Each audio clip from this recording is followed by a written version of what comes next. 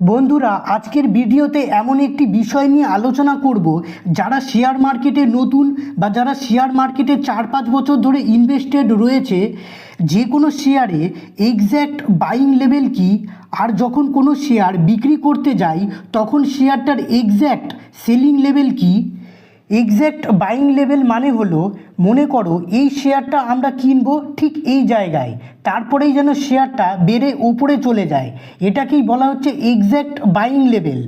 মানে শেয়ারটা উপরে ওঠার আগেই আমরা যেন শেয়ারটার পজিশান জেনে যেতে পারি।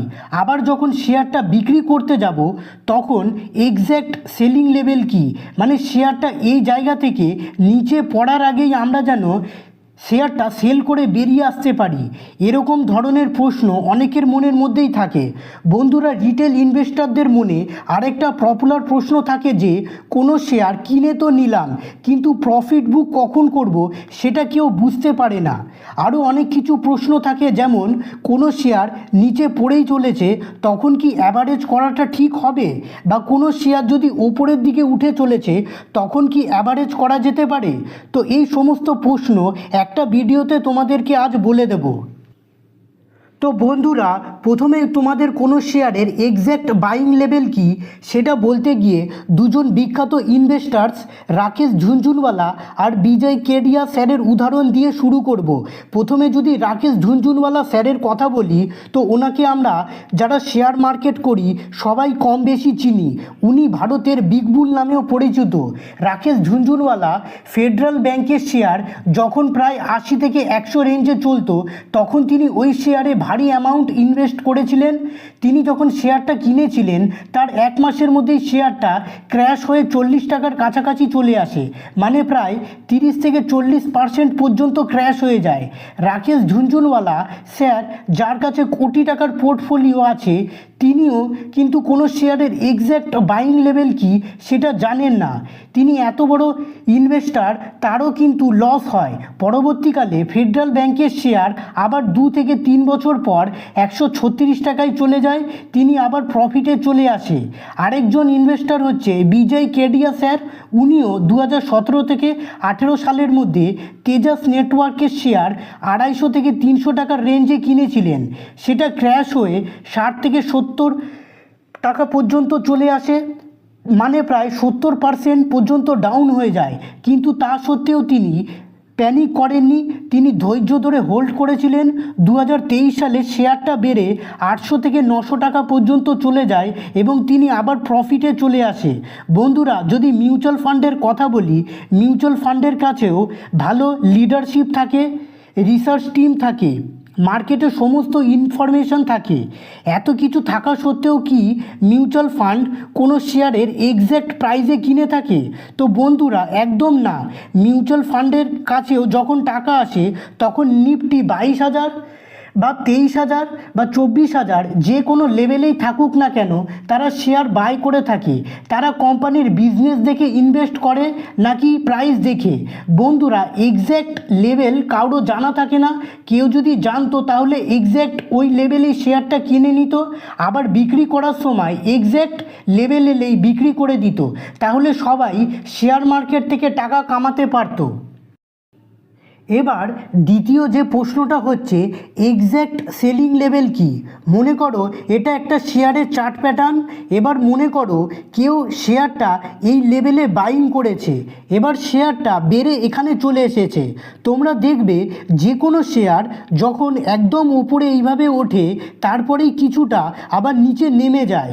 এবার এখানেই অনেকে জানতে চায় যে শেয়ারটার এক্স্যাক্ট এখান থেকেই যে নিচে নেমে যাবে, এটা আমরা আগের থেকেই কি করে জানবো?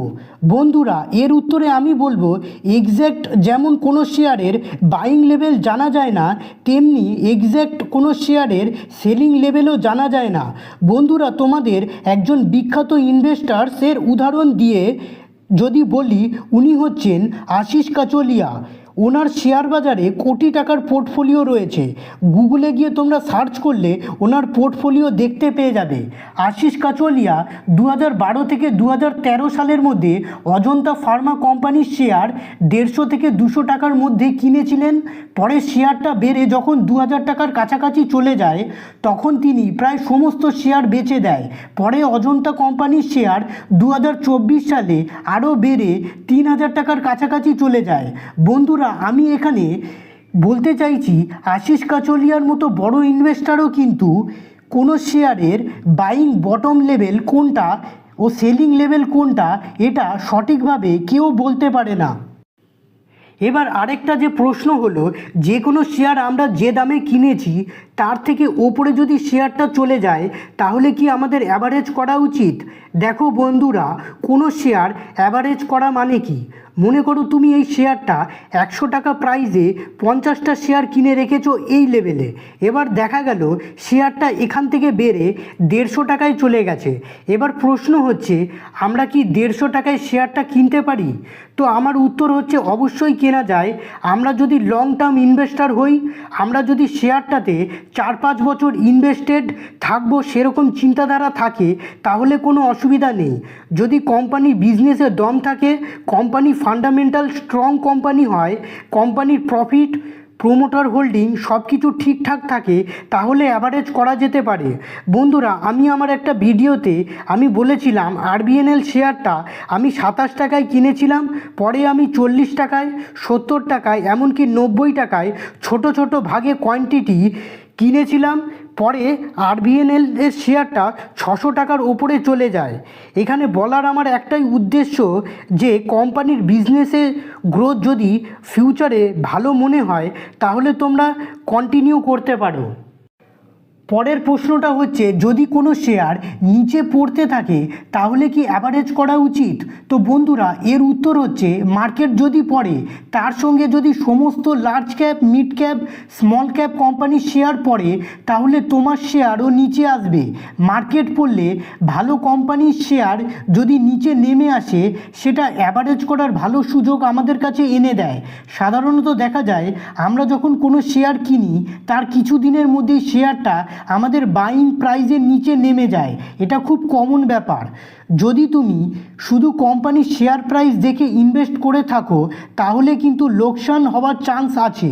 তার জন্য তোমাকে ভালো কোম্পানির শেয়ারে ইনভেস্ট থাকতে হবে। তারপর যদি শেয়ার প্রাইস নিচে নেমে যায় তখন তুমি অ্যাভারেজ করতে পারো। টাইপ অফ ইনভেস্টার মানে তুমি কী ধরনের ইনভেস্টার, ওর পরে আসে টার্গেট, তারপরে আসে ড্রিমস। যদি প্রথমে টাইপ অফ ইনভেস্টারের কথা বলি, প্রথমে এটা জানতে হবে যে তুমি কী ধরনের ইনভেস্টার, লং টার্ম ইনভেস্টার নাকি শর্ট টার্ম ইনভেস্টার। যদি শর্ট টার্ম ইনভেস্টারের কথা বলি তো বন্ধুরা, শর্ট টার্ম ইনভেস্টার তো 6 মাস বা 1 বছর কোনো শেয়ার হোল্ড করবে তারপরে বিক্রি করে চলে যাবে। আর এখানে লং টার্ম ইনভেস্টাররা কোনো শেয়ারে 3 থেকে 4 বছর বা তার থেকেও বেশি 10 বা 15 বছর পর্যন্ত হোল্ড করতে পারে। তার জন্য সবার আগে জানতে হবে যে তুমি কোন ধরনের ইনভেস্টার। আরেকটা কথা হলো যে প্রফিট বুকিং ব্যাপারটা এক একজনের পরিস্থিতির ওপর নির্ভর করে। তোমাদের এখানে ক্রিকেটের উদাহরণ দিয়ে যদি বলি, টেস্ট ম্যাচে কোনো প্লেয়ার 6 মারার ওপর বেশি নজর থাকবে না সিঙ্গেল ডবল নেওয়ার ওপর নজর থাকবে? তোমরা বলবে সিঙ্গেল ডবলের ওপর বেশি নজর থাকবে, কারণ এটা টেস্ট ম্যাচ মানে লং টার্ম গেম। এবার যদি ওয়ানডে ক্রিকেটের কথা বলি তখন তোমাদের জিজ্ঞাসা করি 6 কখন মারতে হবে, তখন তোমরা বলবে 2-3 ওভারেই একটা করে 6 মারা উচিত, কেননা এটা ওয়ানডে ম্যাচ। এবার যদি টি20 ক্রিকেটের কথা বলি যে কখন 6 মারতে হবে, তখন তোমরা বলবে প্রত্যেক ওভারে একটা করে 6 মারা উচিত। তো বন্ধুরা, ক্রিকেটের উদাহরণটা এই জন্যই তোমাদের বললাম যে প্রফিট বুকিংয়ের ব্যাপারটা অনেকটা ক্রিকেটের পরিস্থিতির মতো নির্ভর করে। এবার যদি টার্গেটের কথা বলি, কোনো ইনভেস্টার যে কোনো লেভেলে শেয়ার কিনে তো নেয়, কিন্তু যখন এক্সিট করার সময় আসে তখন তারা বুঝতে পারে না যে কখন এক্সিট করতে হবে। এমনও ইনভেস্টার আছে যারা কোনো শেয়ার ইনভেস্ট করার পর কতদিন শেয়ারটা হোল্ড করে রাখবে সেটাই তারা ঠিক করে উঠতে পারে না। আরেকটা সবচেয়ে গুরুত্বপূর্ণ জিনিস হলো স্বপ্ন, মানে তোমার এক্স্যাক্টলি স্টক মার্কেট থেকে কত টাকা ইনকাম করতে চাও সেটাই আসলে জানো না। বন্ধুরা, আমি যদি আমার কথা বলি, আমি স্টক মার্কেটে এসেছি এই কারণেই যে আমি যেটা সেভিং করে বা ইনকাম করে জমাতে পারবো না সেটা স্টক মার্কেট করে ভবিষ্যতের জন্য কিছু করতে পারি। বন্ধুরা, তোমাদের আগে এটা জানতে হবে যে তোমরা স্টক মার্কেট থেকে কত টাকা ইনকাম করতে চাও, এই প্রশ্নটা নিজেকে নিজে করতে হবে। তোমাদের এখানে আরেকটা উদাহরণ দিয়ে বলি, মনে করো তুমি 1,00,000 টাকা ইনভেস্ট করেছো। এবার তোমার লক্ষ্য যদি 1,000 টাকা দামের হাত ঘড়ির হয় তাহলে তোমরা 1,000 টাকার প্রফিট হলে এক্সিট করতে পারো।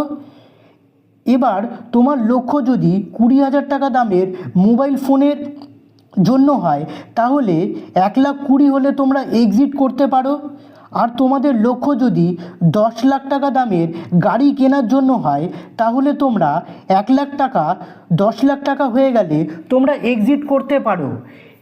এখানে তোমাদের এত কিছু বলার একটাই উদ্দেশ্য যে তোমরা যখন ইনভেস্ট করবে তখন তোমরা একটা টার্গেট মনে মনে ঠিক করে রাখবে। তাহলে বন্ধুরা, ভিডিওটি আজকের মতো এই পর্যন্তই।